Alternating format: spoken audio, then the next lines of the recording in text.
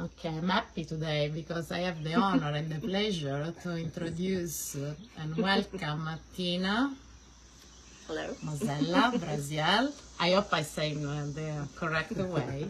And Jim Breziel. Hello. First of all, you are a couple, correct? Yes. Oh, yeah. How many years together?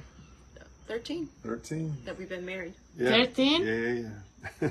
Wow, long time, guys. And in the other part of your soul, you are also a writer and a poet, correct? Yes. Forgive my English, I'm Italian, it's okay. And here I can see some of your books, not all of them, some. So, first of all, I would like to start with you, because your way to write is totally different. You have a different approach, but you were also able to write a book together. Yes, we have an intruder here. Cherry. Miss Cherry. And but you wrote also a book together. Yes. How was this experience? Hard, honestly. Writing the book together? Yes. It was a lot of fun. I mean, it was hard because we had to do it so quickly. Okay. And I am a slow writer. Okay. But we put together a habit of, like, we'd write poems during the week, and then on Sundays we would make mimosas and waffles and then read poems to each other and give each other comments.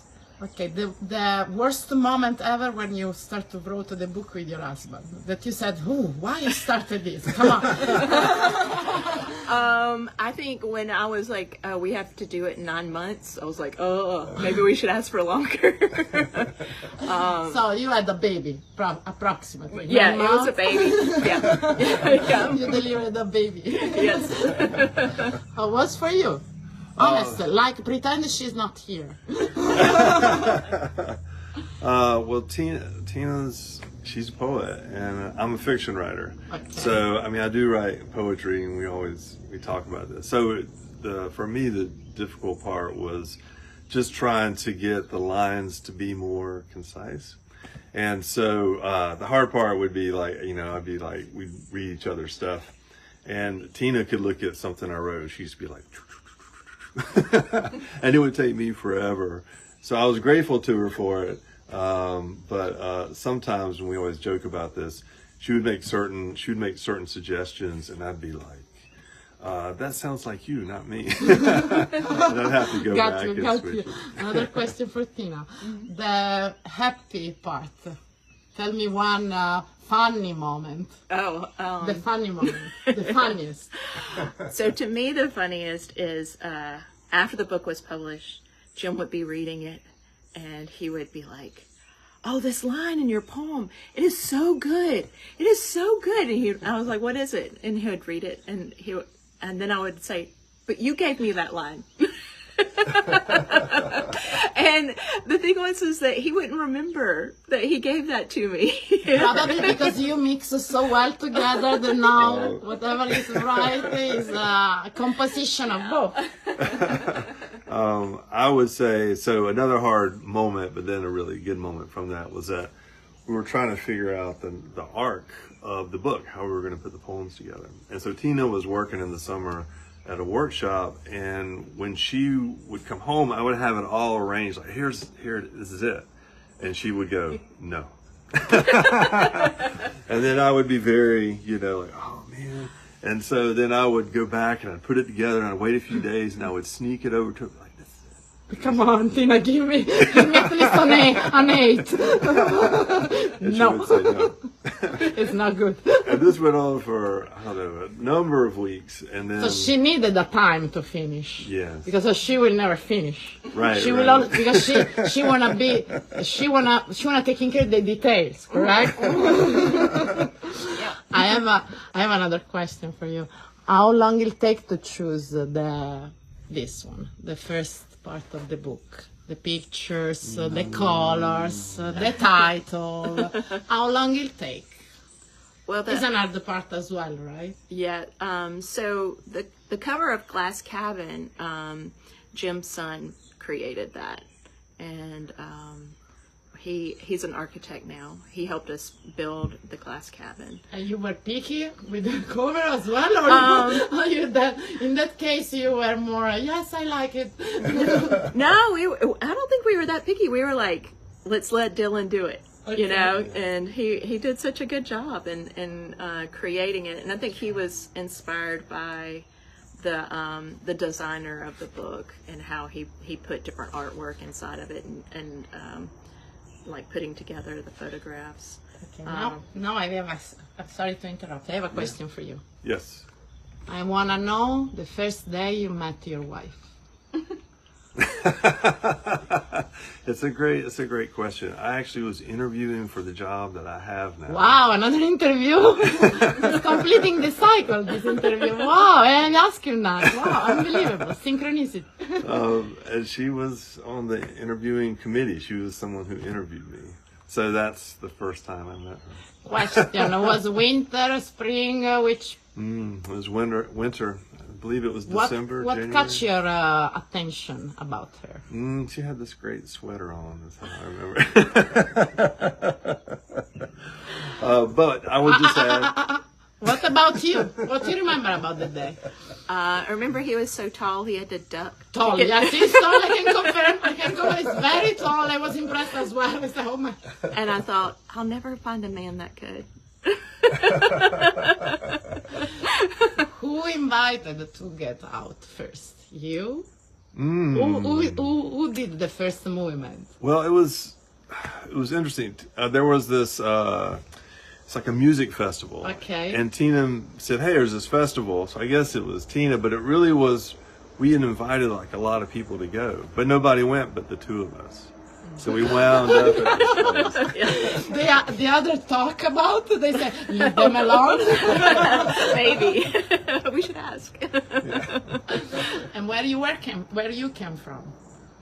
I grew up in Alabama. In Alabama. What about you? I grew up in South Georgia. And now where do you live? In Alabama. So you won. Do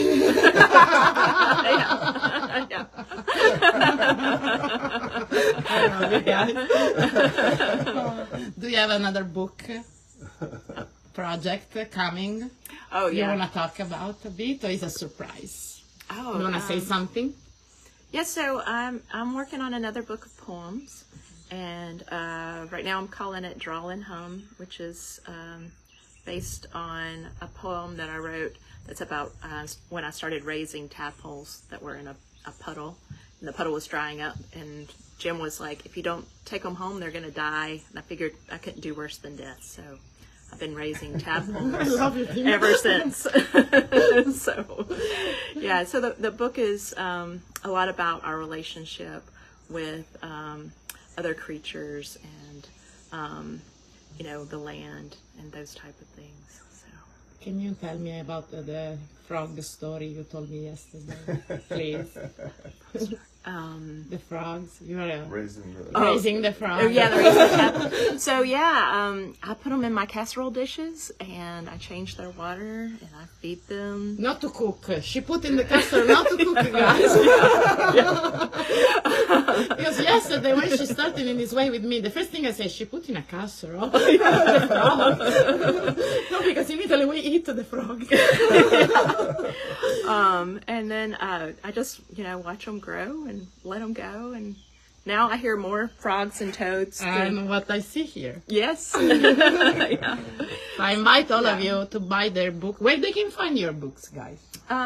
So on Bookshop or Amazon, like any place that they sell books. What is the message you want to share with your books, guys? The deeply message that you never had the opportunity to say in an interview. What you really want to share with your books, because a writer, like a painter, any artist, a chef for me is an artist as well, okay? A carpenter is an artist.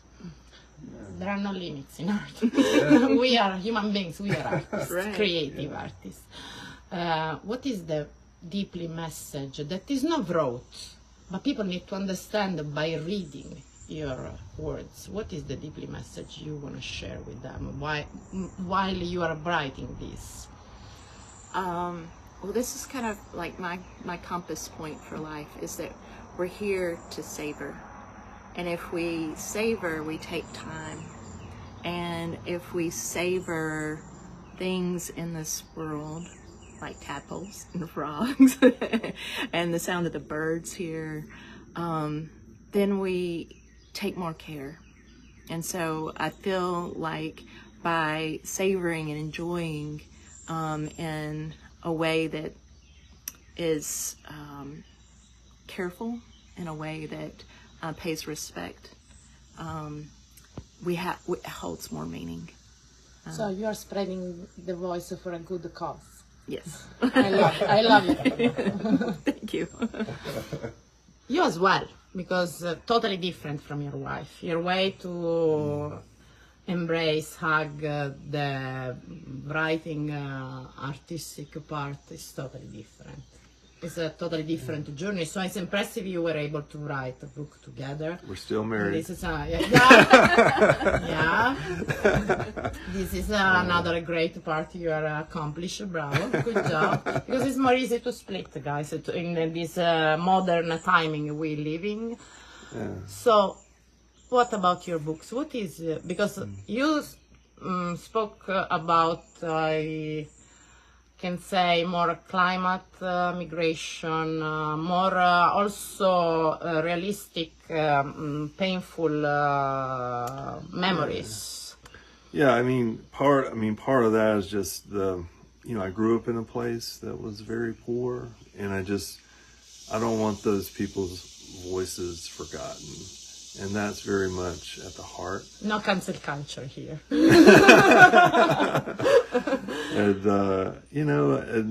And like you were saying, nature matters, humanity matters, and I'm just trying to express those things, and hopefully in a line like what Tina said, when people read my work, they see those things, and it makes them care more for each other and for the world around us, the natural world. So that's my hope. I hope as well. When you understood you wanted to become a poet? So, when you realized that? when I was in school. What age? Let's see, I think it was like 5th grade, 6th grade. Very young. young. Yeah, it was a small Christian school. They didn't teach us to write like creatively, but they wanted us to put together an anthology. So they said, write something. I wrote something, turned it in, and the teacher came to me and said, Tina, we wanted you to write your own poem. And I was like, but I did. And then I was like, oh, she thought I took it from somebody else. It must be good.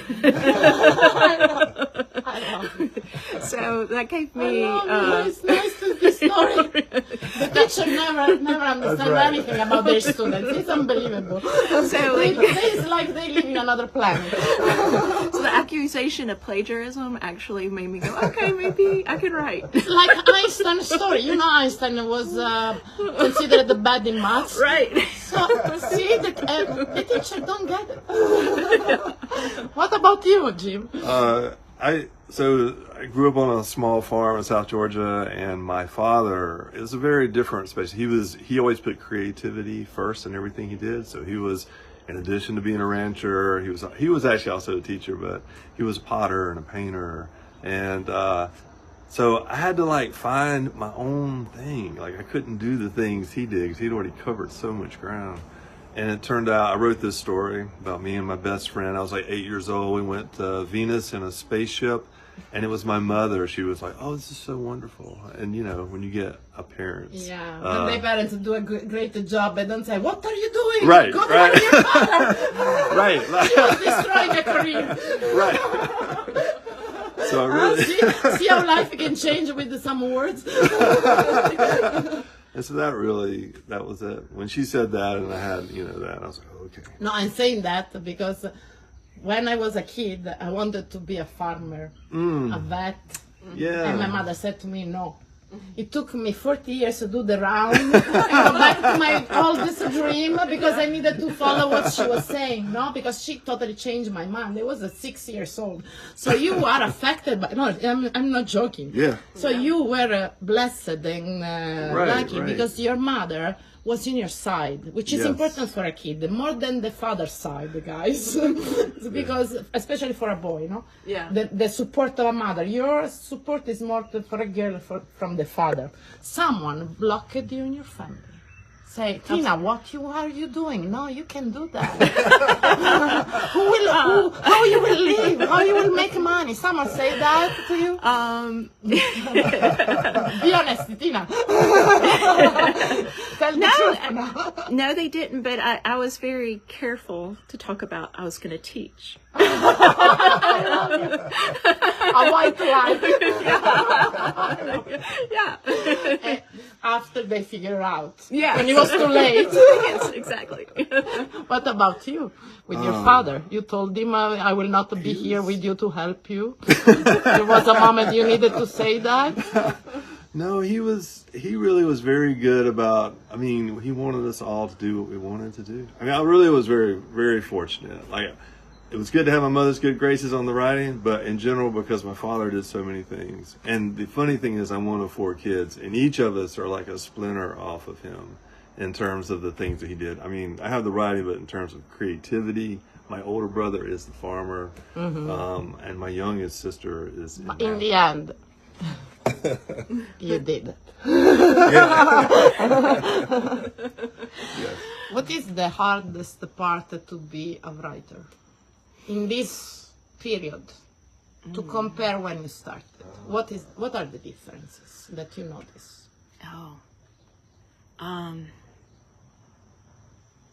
What is the hardest part? To promote today, because there are many now new writers, the social media, is the technology, is this what I meant? Maybe before were less social and internet, the same amount probably of writers, but there were one big container where you could rely and see the news, the new writers, the new books. Now it's so dispersive probably. This is what I meant. It's more harder today to promote yourself. It's more difficult, and also you get less help. There's more expectations on authors to be their own publicist and their own promoter, their own, to do all those things. In some cases, with some presses, to do your own editing.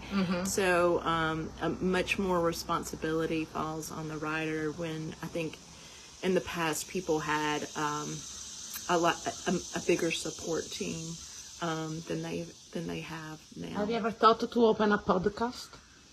Open a publishing house? A podcast. Oh, a podcast. Writer, podcast. Because we have podcasts for chef, we have podcasts for any category. Why the writer needs just write? You can start to talk. No, it's true, but no, I have No, not.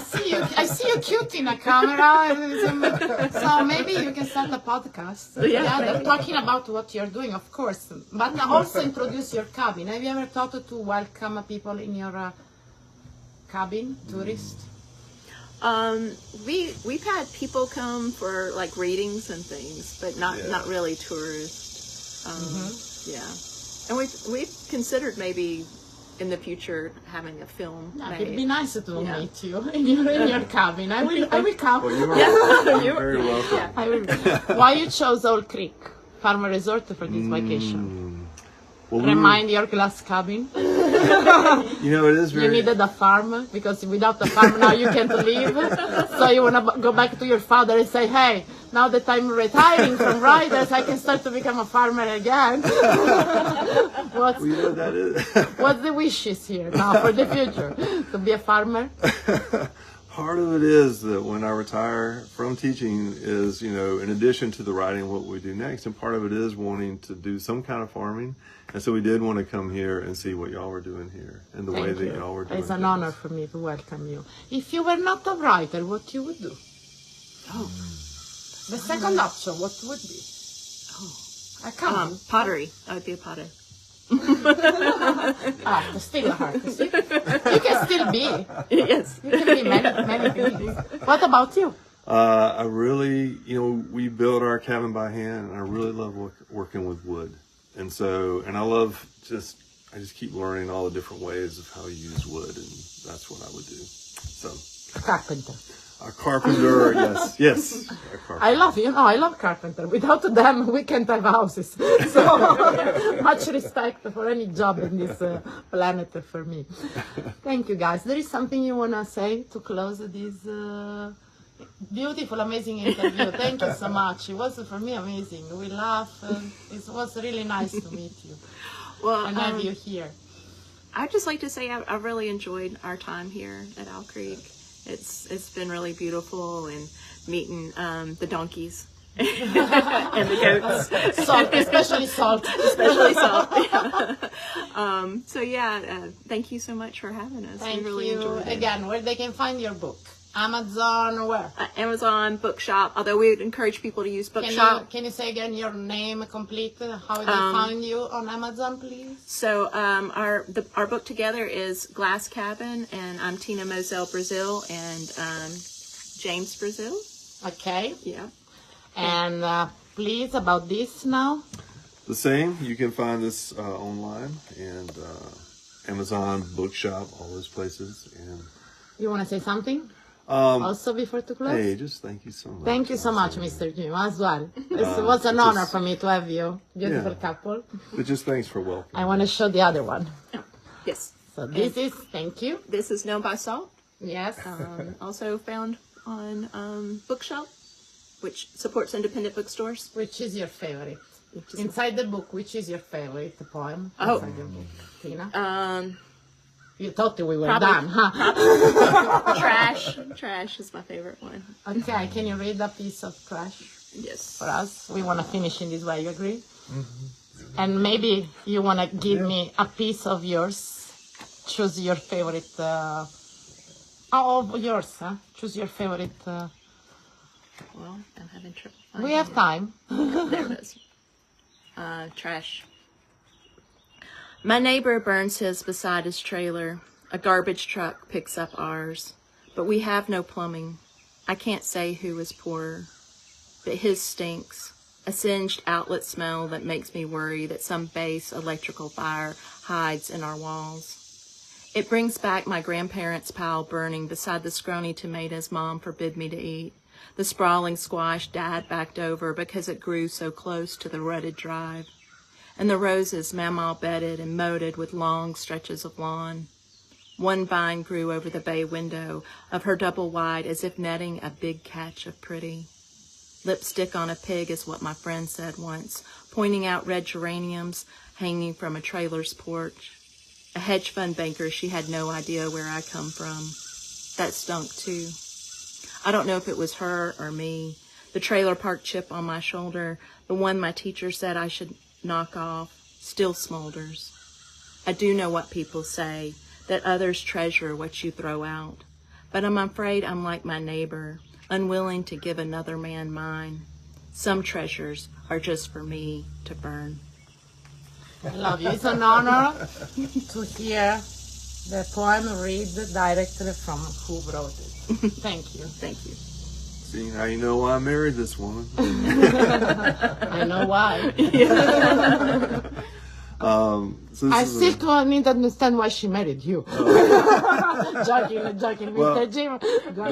maybe this poem will.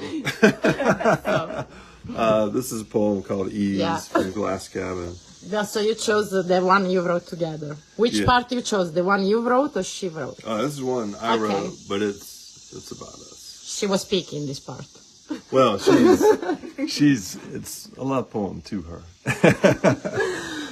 Please. We are old hands at love, having learned how to steer the wind around the windrow, pluck splinters from the heart. On our 10 acres, shooting stars reside in cedars with chickadees and wrens, so that we might gather their branch light for use. On Sundays, our church is dancing on a subfloor that needs a proper floor over it. Someday, you say, we will manage each other's counterstep by dovetailing hands in pocket. We will split the earth and we will fill it with stars and seeds.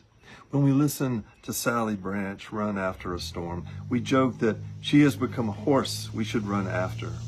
But until we catch her, you cut rosemary for supper, I fix shelves to hold whatever you need, and we sit at the table of our routine. Amazing, amazing, guys, amazing. I hope to see you soon, and I hope to visit your glass cabin soon. Please do. And I Please wish do. and I hope that you can open your glass cabin to the people who would like to meet you. It will be amazing to see what you were able to create. Thank you so much. With much love and appreciation and gratitude. Thank you.